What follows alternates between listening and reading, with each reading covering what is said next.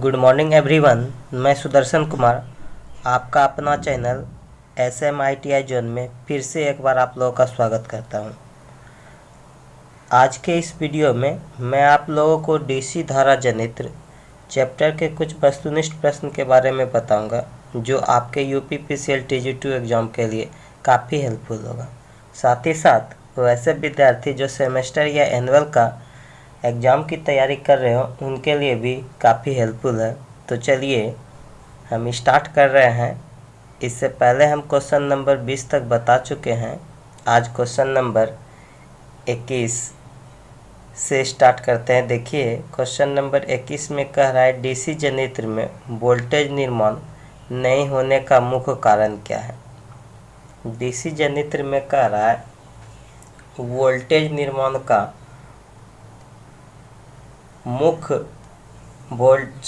DC जनित्र में voltage निर्माण नहीं होने का मुख्य कारण पूछ रहा है। तो मुख्य कारण क्या है?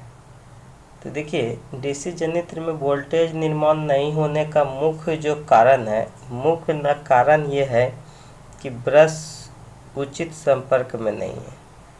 अगर ब्रश उचित संपर्क में नहीं रहेगा तो DC जनित्र में वोल्टेज निर्माण नहीं होगा। यही होगा उसका मुख्य कारण, जो ऑप्शन नंबर डी है, क्योंकि यह मेन कारण को पूछा जा रहा है।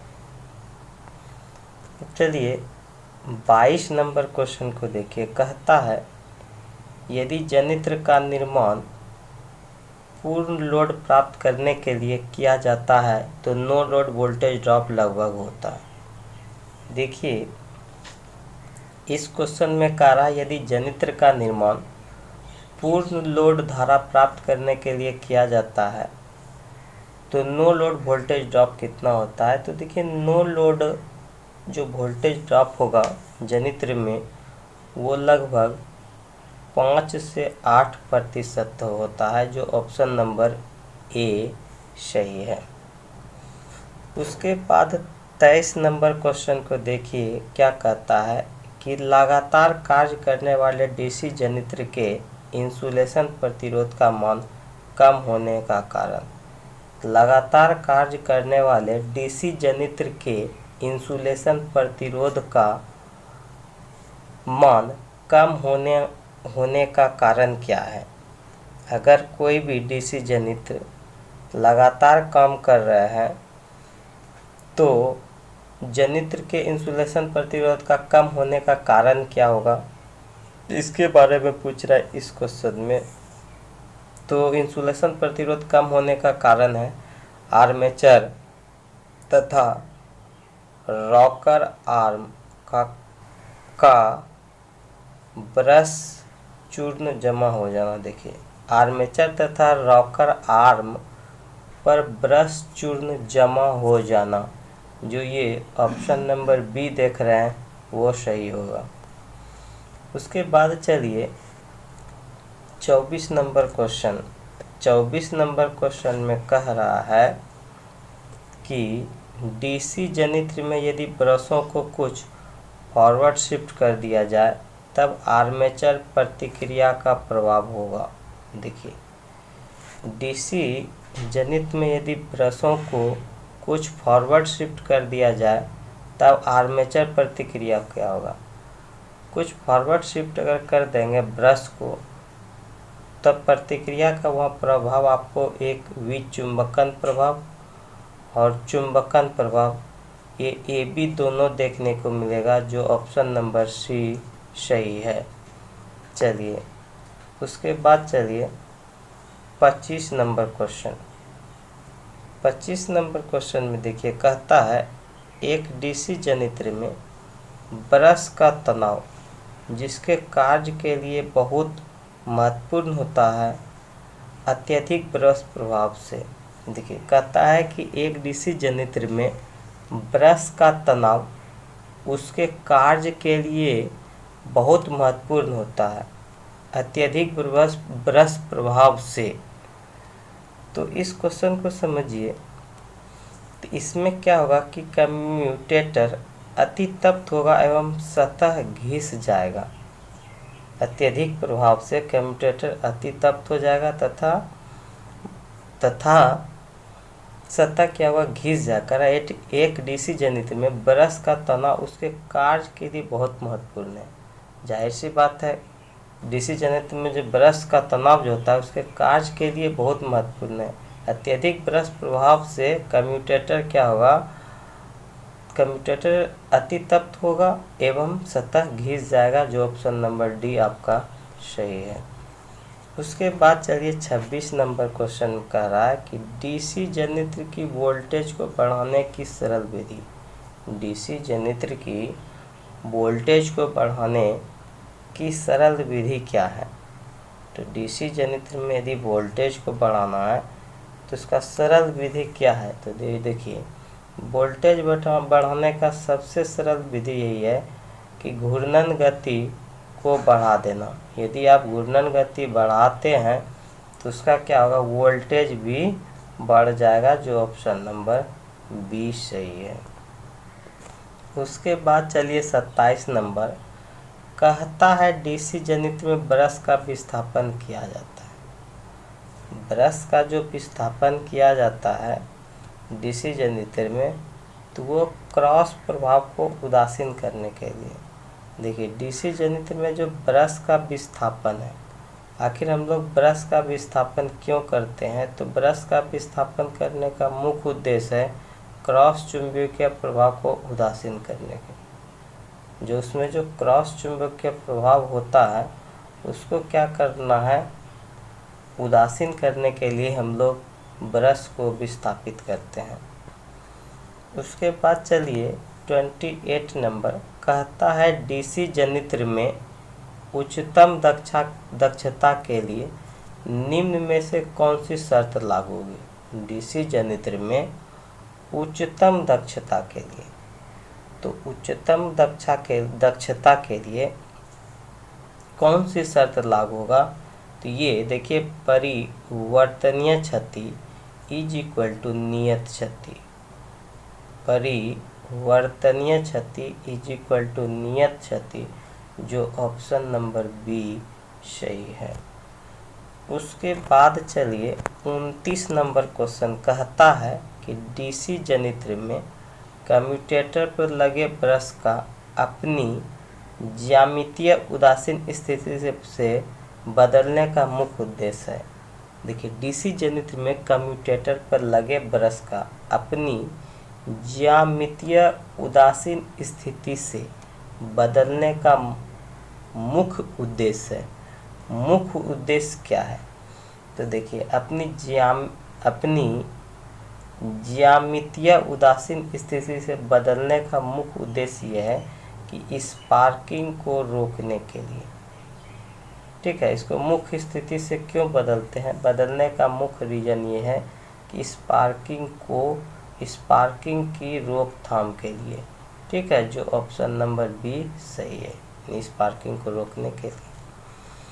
उसके बाद चलिए 30 नंबर में कहता है कि फ्लेमिंग का दाएं हाथ नियम डैश के लिए होता है। फ्लेमिंग का जो होता है दायां हाथ नियम, वो प्रेरित विद्युत वाहक बल की दिशा ज्ञात करने के लिए होता है। प्रेरित विद्युत वाहक बल की दिशा ज्ञात करने के लिए फ्लेमिंग का दायां हाथ नियम प्रेरित विद्युत वाहक की दिशा ज्ञात करने के लिए होता है।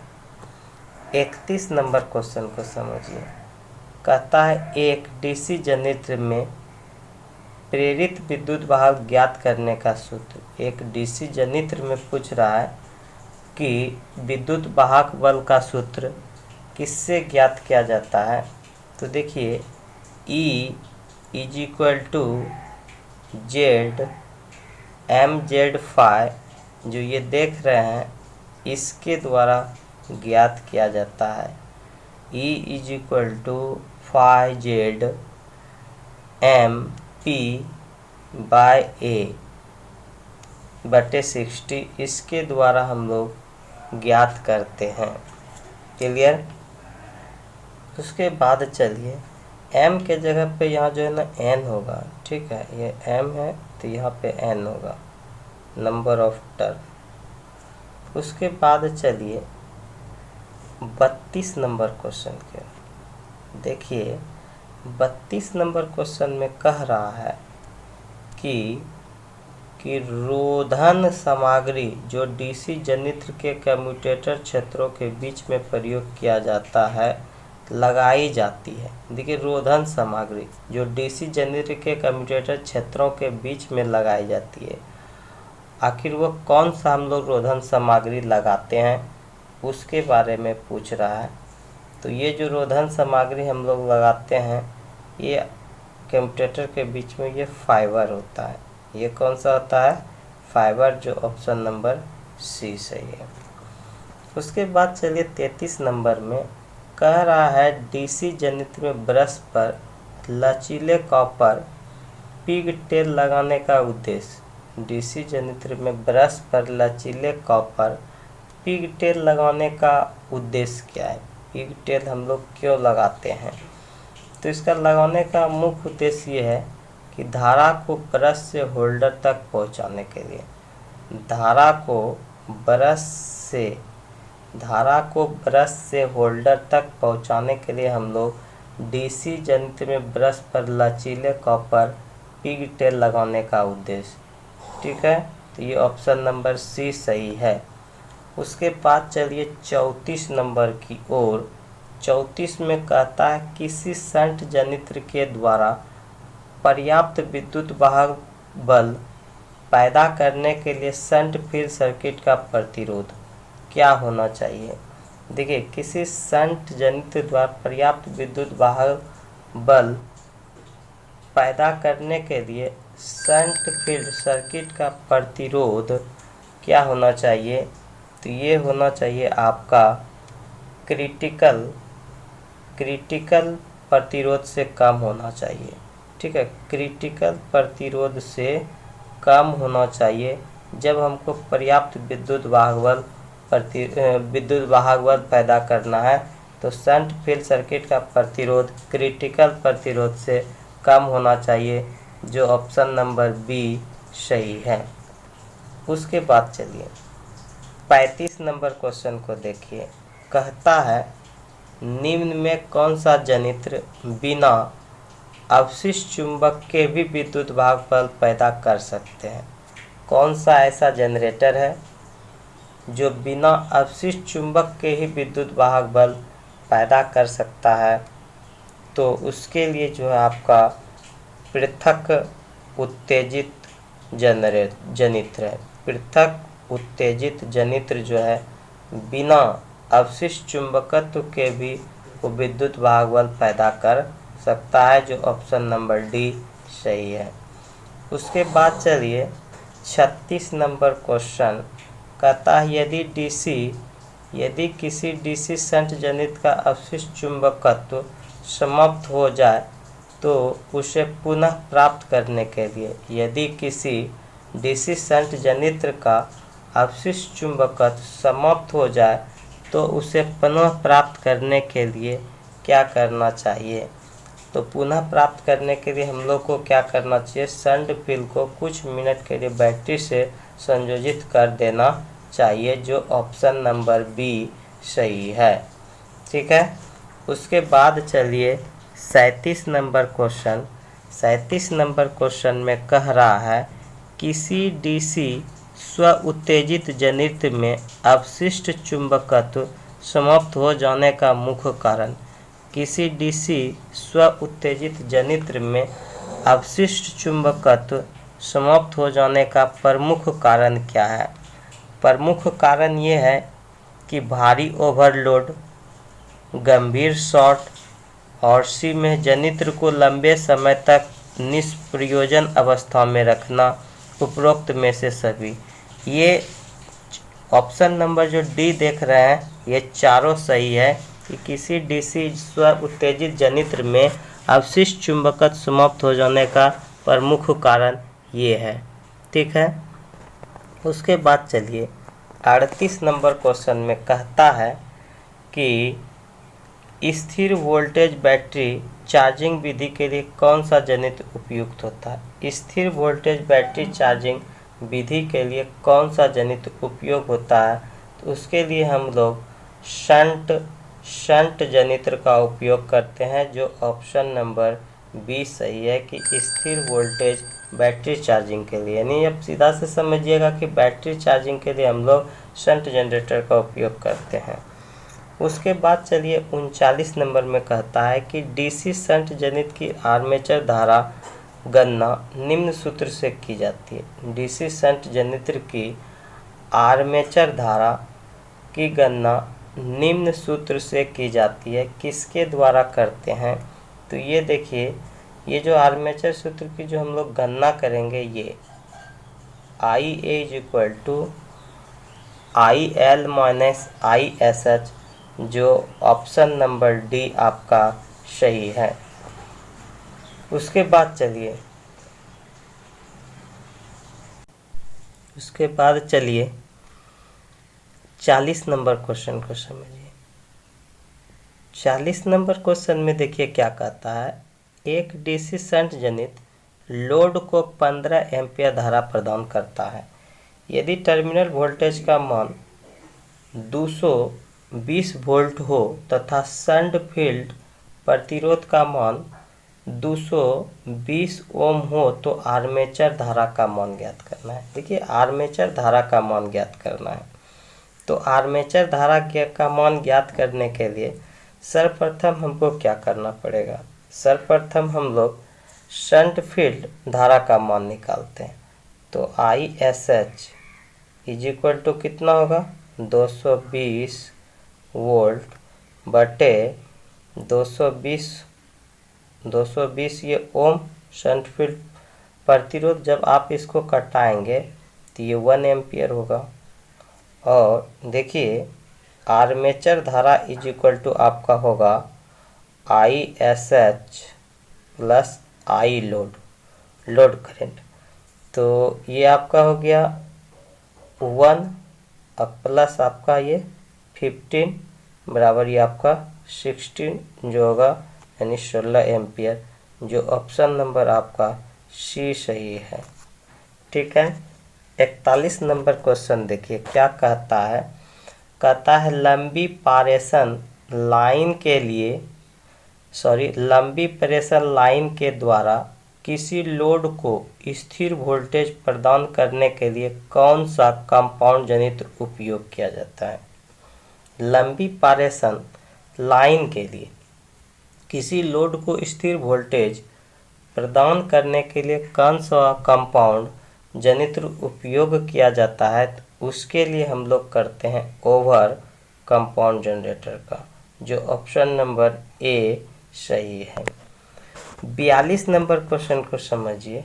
कहता है किसी डीसी जनित्र का आउटपुट किस समीकरण से दर्शाया जाता है? डीसी जनित्र का आउटपुट किस समीकरण के द्वारा दर्शाया जाता है? तो डीसी आउटपुट जनित्र का जो हम लोग आउटपुट प्राप्त करते हैं वो कौन सा समीकरण से प्राप्त करते हैं? तो उसके लिए आपका जो ये ऑप्शन नंबर बी जो देख रहे हैं, is equal to V plus I A R A. ठीक है, इसके द्वारा प्राप्त करते हैं। तो चलिए आज का सेशन यहीं पे समाप्त करते हैं। यदि आप लोगों को आज का सेशन पसंद आया हो तो दिल से लाइक करें, शेयर करें। यदि हमारे चैनल पे नए हैं तो चैनल को सब्सक्राइब करें, वो बेल आइकन को प्रेस करें ताकि आप लोगों को करंट नोटिफिकेशन मिलते रहे। मिलते हैं next day. Thank you class.